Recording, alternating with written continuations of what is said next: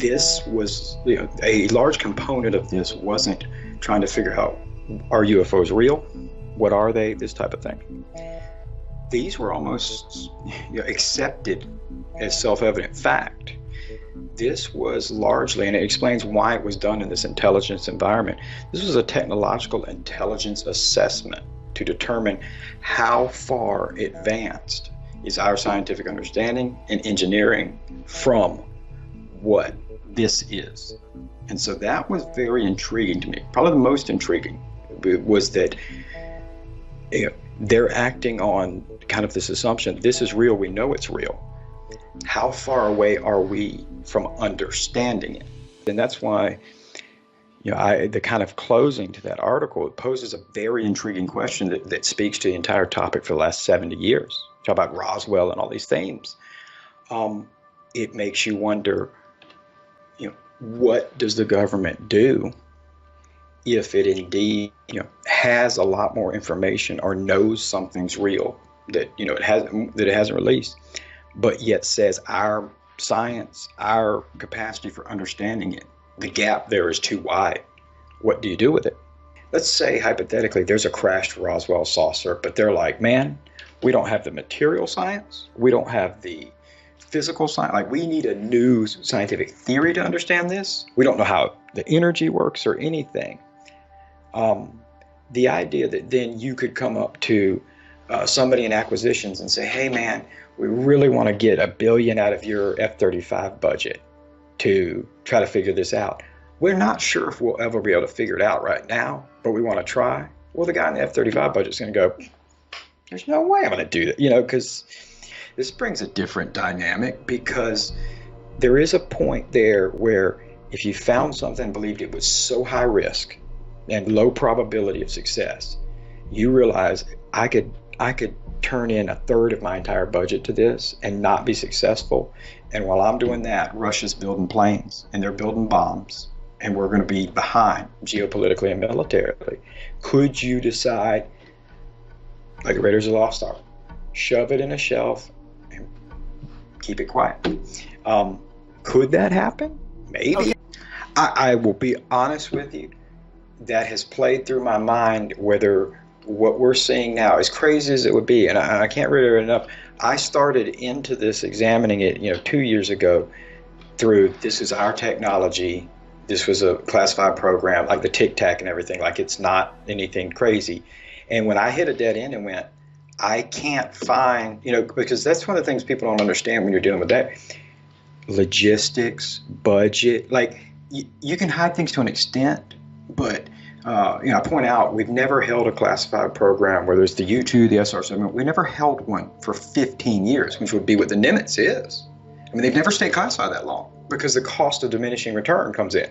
It costs more for you to keep it secret than the program running itself. And so you bring it out. And so I couldn't find any evidence of that, so I had to go to the other end. I didn't expect that. But yes, what you just said, it makes you really wonder if there is a, for lack of a better term, a white hat, black hat world going on where you maybe have these individuals. Maybe it is Mr. Elizondo. Maybe it is these others who may still be there, who believe that we do possess enough capability to understand this now, and then you're fighting with some, again, that is a huge fight, because you could know right now. I mean, like, I could show you the Roswell alien spaceship, hypothetically. Here it is. And you're in charge of the Air Force technology budget. And you're going, wow, that's crazy. How will that help me, if something happens with Iran, or if something happens in North Korea? And you're like, well, we don't know yet, because we don't even know how to power it. That person going, well, I know how to power my jets, and I know how to power my aircraft carriers. And so I don't want to deviate money there. I was told by somebody during all of this, very older gentleman who has been around the game for a very long time. And when I said the game, I mean the intelligence and aerospace game. And he told me an intriguing story. And that was exactly what we just described. That first thing I thought was interesting is he said, listen, man, 70% of what you've ever heard about Roswell or a lot of the stuff came out in the 80s, total bullshit. 30% is true. And he said, there was a vehicle with an occupant. Those were his exact words. And it was intriguing. The idea where he said is that, and it makes a lot of damn sense, was that everybody's always looked at the CIA, the Air Force, all these people. They forget that the Atomic Energy Commission was founded in January 1947, so right before Roswell.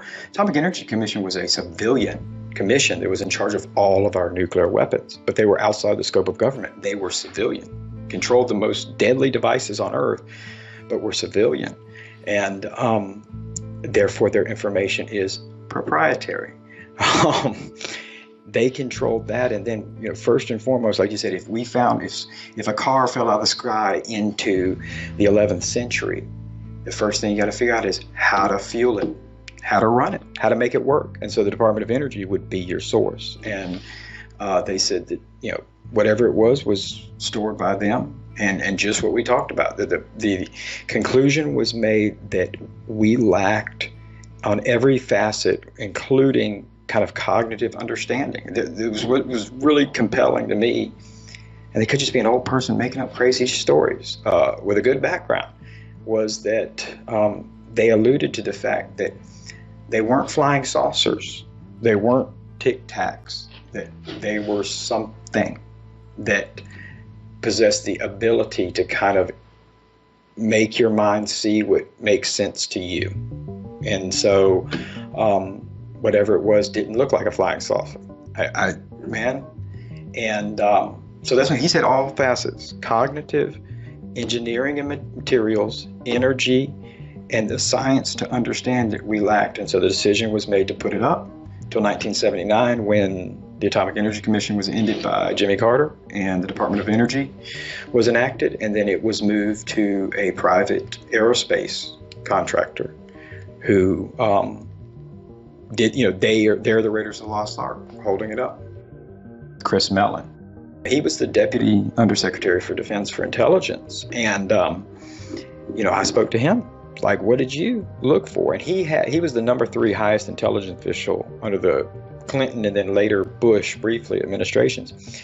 He said he looked for it and never found anything like it. And I remember asking Chris, what about the Department of Energy?